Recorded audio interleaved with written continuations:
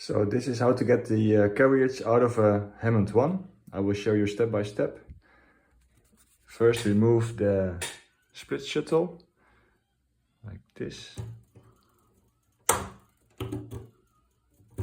Yeah, that's one. Then remove the two screws on the side.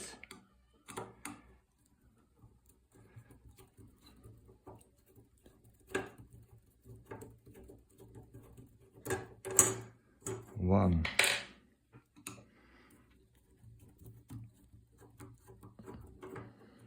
And two. So you can remove the whole thing on top of it. Yeah. Then we turn it around.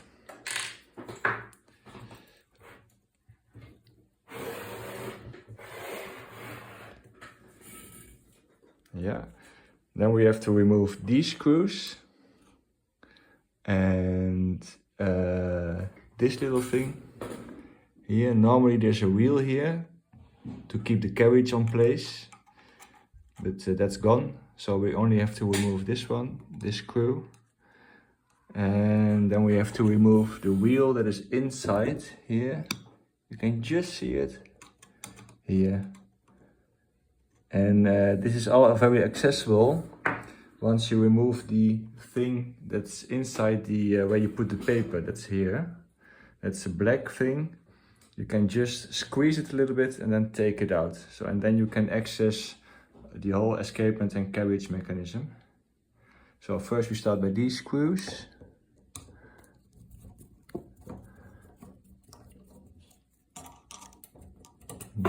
One. This one.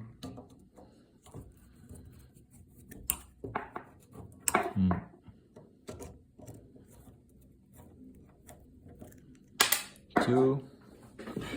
Then the hard part is here. This one I have to take out. Let's see if we can do it. The first time I tried it, it was all freezed because of the rust. Now it's very easy. And the hardest part is this one.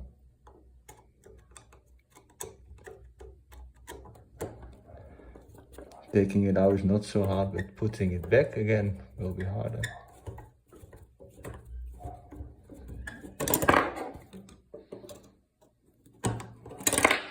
So, there it is.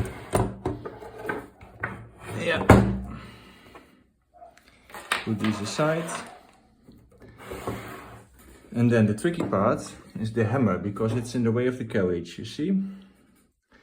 So to get it as far as back as possible, there's a little screw here. This one. And you can, if you put it a bit out, you get more space. Okay, this is how you raise it. This is how you get it back. Whoa. Put it a bit back more, so the hammer can go back as far as possible. So you get more space. The hammer was freezed as well, but now it's movable again. You see, it moves. And because of the screw here, this one is a bit up, the hammer can go farther down. And that's important because otherwise you don't get the carriage out. So now I can get it out. Very easy. You see? And there it is.